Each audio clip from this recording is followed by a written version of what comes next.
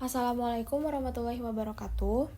Perkenalkan, saya Revania Amelia Putri dengan NIM 2311213047 dari kelas A1 jurusan Ilmu Kesehatan Masyarakat. Pada kesempatan kali ini, saya akan menjelaskan pembelajaran mengenai rehabilitasi dan rekonstruksi pasca bencana untuk memenuhi tugas manajemen bencana. Sebelum kita bahas lebih lanjut, kita harus mengetahui dulu pengertian dari rehabilitasi dan juga rekonstruksi. Nah, yang pertama ini ada pengertian dari rehabilitasi menurut Undang-Undang Nomor 24 Tahun 2007.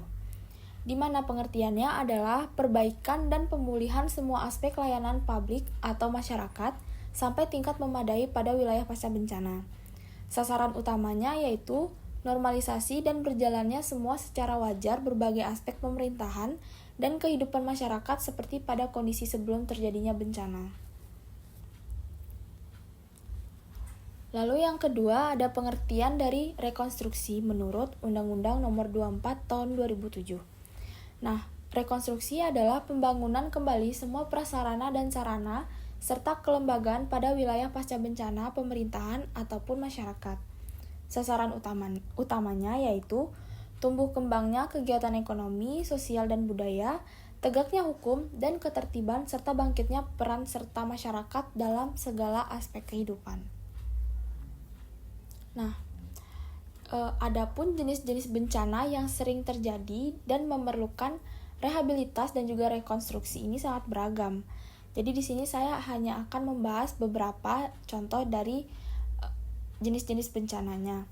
Yang pertama itu ada gempa bumi. Nah, gempa bumi ini merupakan pergeseran lapisan bumi yang menyebabkan goncangan hebat termasuk gempa vulkanik, tektonik, dan juga runtuhan. Lalu yang kedua ada banjir. Nah, banjir ini terjadi akibat meluapnya air sungai atau curah hujan yang tinggi yang tidak dapat diserap oleh tanah. Sering diperparah oleh penebangan hutan dan juga sampah yang menyumbat aliran air.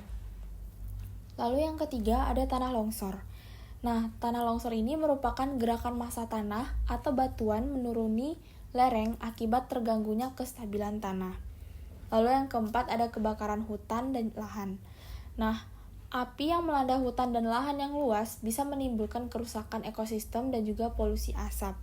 Lalu yang terakhir ada angin puting beliung. Nah, angin puting beliung ini adalah angin kencang dengan gerakan berputar yang berasal dari awan cumulonimbus.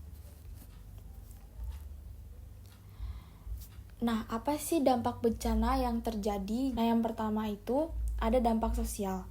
Nah, dampak sosial ini bisa berupa kehilangan tempat tinggal, pekerjaan, dan akses layanan dasar seperti pendidikan dan juga kesehatan. Lalu bisa diskolasi sosial yang menyebabkan ketegangan dan juga konflik dalam masyarakat. Lalu bisa meningkatkan kemiskinan dan pengangguran akibat hilangnya mata pencaharian, dan juga bisa mengakibatkan trauma akibat kehilangan anggota keluarga dan juga kerusakan komunitas. Lalu dampak yang kedua ada dampak ekonomi. Dampak ekonomi ini bisa berupa kerusakan lahan pertanian dan juga kegagalan panen yang dapat mengurangi pendapatan petani secara signifikan, bisa lebih dari 50%. Lalu yang kedua, bisa berupa gangguan distribusi barang dan juga rusaknya infrastruktur seperti jalan, jembatan, dan pasar penghambat aktivitas ekonomi.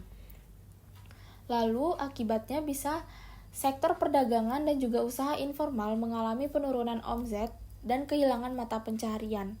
Lalu bisa biaya rekonstruksi dan bantuan darurat membebani anggaran pemerintah dan dapat memperlambat pemulihan ekonomi lokal.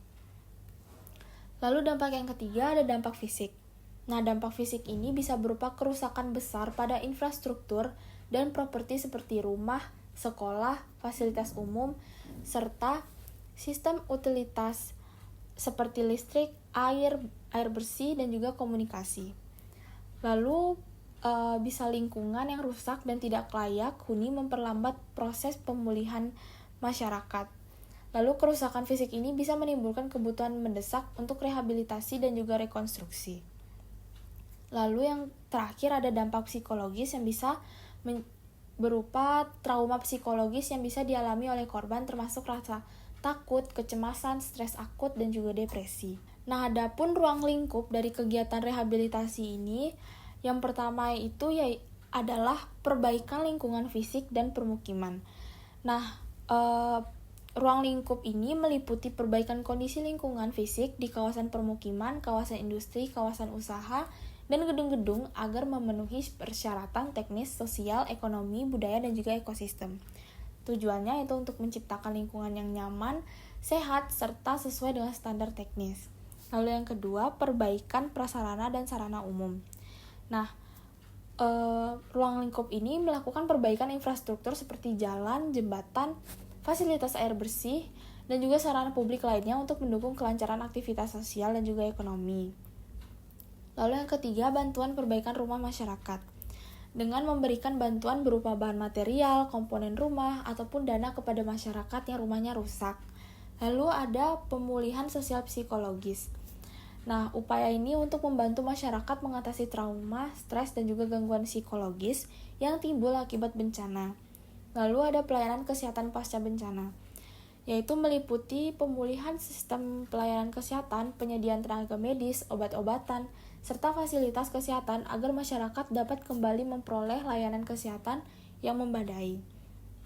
Lalu yang terakhir, pemulihan sosial ekonomi dan budaya, yaitu dengan mengembalikan aktivitas sosial ekonomi masyarakat termasuk usaha kecil dan perdagangan, serta memulihkan aspek budaya agar masyarakat bisa kembali normal dan berkelanjutan.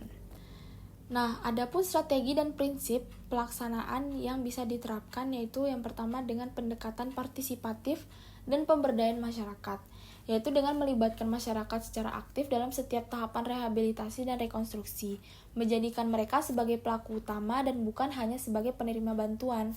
Hal ini bisa mendorong masyarakat mempunyai rasa memiliki dan keberlanjutan program. Lalu yang kedua, ada penyesuaian dengan kondisi sosial dan budaya. Nah, maksudnya itu dengan memperhatikan karakteristik budaya sosial dan kondisi ekonomi masyarakat setempat agar program yang dijalankan sesuai dengan kebutuhan dan nilai-nilai lokal sehingga lebih efektif. Lalu yang ketiga, penyaluran bantuan yang tepat dan tepat sasaran. Nah, bantuan ini harus diberikan secara cepat dalam bentuk yang sesuai dan jumlah yang memadai agar dapat memicu gerakan rehabilitasi yang menyeluruh dan menghindari penumpukan ataupun kekurangan bantuan. Lalu yang selanjutnya yaitu ada peran pemerintah pusat dan juga daerah. Nah, pemerintah pusat dan daerah ini memiliki peran koordinasi dan pelaksanaan yang jelas dengan pemerintah daerah sebagai leading sector yang mengintegrasikan program rehabilitasi dan rekonstruksi ke dalam rencana pembangunan daerah. Lalu, prioritas kelompok rentan dalam rehabilitasi dan rekonstruksi, yaitu dengan memastikan kelompok rentan seperti perempuan, anak-anak, lansia, dan juga penyandang disabilitas mendapatkan perhatian khusus dalam pemulihan agar tidak terpinggirkan. Lalu, alokasi, anggaran, dan sumber daya.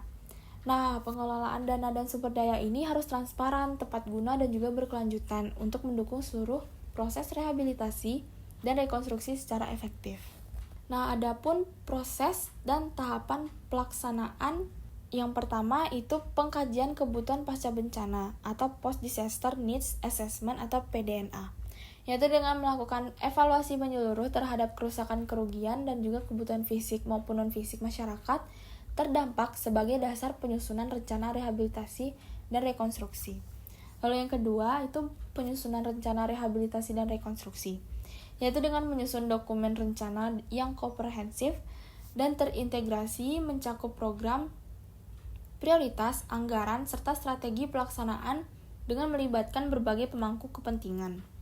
Lalu yang ketiga, pelaksanaan kegiatan secara bertahap, yaitu dengan melaksanakan program rehabilitasi dan rekonstruksi sesuai rencana secara bertahap dan terkoordinasi, mulai dari perbaikan darurat hingga pembangunan jangka menengah dan panjang. Lalu yang keempat ada monitoring dan evaluasi hasil pelaksanaan, yaitu dengan melakukan pengawasan dan evaluasi secara berkelanjutan untuk memastikan kualitas dan juga efektivitas dan akuntabel pelaksanaan serta sebagai bahan perbaikan program ke depannya. Adapun kendala teknis, sosial, dan juga ekonomi. Yang pertama itu kendala teknis. Nah, kendala teknis ini kerusakan yang sangat parah dan luas pada infrastruktur dan lingkungan fisik pasca bencana ini seringkali menyulitkan proses rehabilitasi dan rekonstruksi. Selain itu, data awal yang tidak lengkap atau kurang akurat mengenai tingkat kerusakan menyebabkan perencanaan dan pelaksanaan program menjadi lambat dan kurang tepat sasaran. Keterbatasan sumber daya manusia yang kompeten juga menjadi hambatan teknis yang signifikan. Lalu yang kedua adalah ada kendala sosial. Nah, kendala sosial ini kendala konflik sosial dan ketegangan antar kelompok masyarakat dapat muncul akibat distribusi bantuan yang tidak merata ataupun ketidakjelasan peran dan juga tanggung jawab dalam proses pemulihan. Kurangnya keterlibatan dan juga komunikasi efektif dengan masyarakat menyebabkan resistensi dan kurangnya partisipasi aktif masyarakat dalam program rehabilitasi dan rekonstruksi. Lalu yang terakhir ada kendala ekonomi.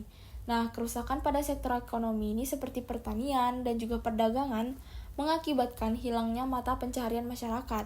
Hal ini memberatkan kondisi sosial ekonomi yang harus dipulihkan.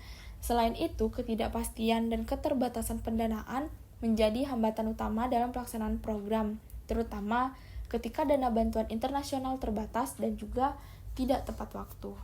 Nah, adapun studi kasus dari pembelajaran kita hari ini, yaitu implementasi program rehabilitasi dan rekonstruksi pasca bencana bumi di Kabupaten Pasaman Barat, Sumatera Barat.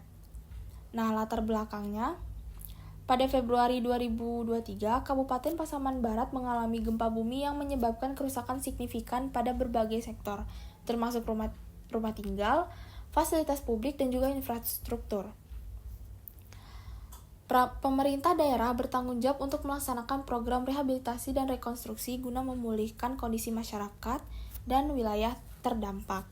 Nah, untuk pelaksanaan programnya, yang bisa dilakukan yaitu yang pertama, pemerintah daerah membentuk posko krisis center rehabilitasi dan rekonstruksi untuk mengawal proses pemulihan. Lalu yang kedua, kegiatan utama meliputi sosialisasi kepada masyarakat mengenai program rehabilitasi, perbaikan rumah rusak, dan pemulihan fasilitas umum. Lalu, pendekatan partisipatif diterapkan dengan melibatkan masyarakat dalam perencanaan dan pelaksanaan agar kebutuhan lokal dapat terpenuhi secara tepat. Lalu, yang terakhir yaitu dengan bantuan yang diberikan berupa bahan bangunan, dana perbaikan rumah, serta rehabilitasi infrastruktur dasar seperti jalan dan juga fasilitas kesehatan. Namun, pasti ada tantangan yang akan dihadapi. Contohnya yang pertama itu terdapat ketumpangan tindihan data rumah rusak yang menyebabkan keterlambatan penyaluran bantuan. Lalu yang kedua, koordinasi antara pemerintah pusat, daerah, dan juga masyarakat masih perlu ditingkatkan agar program berjalan lebih efektif. Lalu yang terakhir ada keterbatasan sumber daya manusia dan pendanaan menjadi hambatan dalam mempercepat proses rehabilitasi dan rekonstruksi. Nah, hasil dan evaluasinya yang pertama yaitu program ini berhasil memulihkan sebagian besar pemukiman dan fasilitas umum meskipun masih ada beberapa kendala teknis dan administratif. Lalu yang kedua, keterlibatan masyarakat dalam proses rehabilitasi meningkatkan rasa memiliki dan keberlanjutan program. Yang terakhir yaitu evaluasi menunjukkan perlunya perbaikan dalam pengolahan dan pengelolaan data kerusakan dan peningkatan koordinasi antar lembaga. Baik, sekian materi dari saya. Kurang lebih jika terdapat perkataan yang salah mohon dimaafkan. Assalamualaikum warahmatullahi wabarakatuh.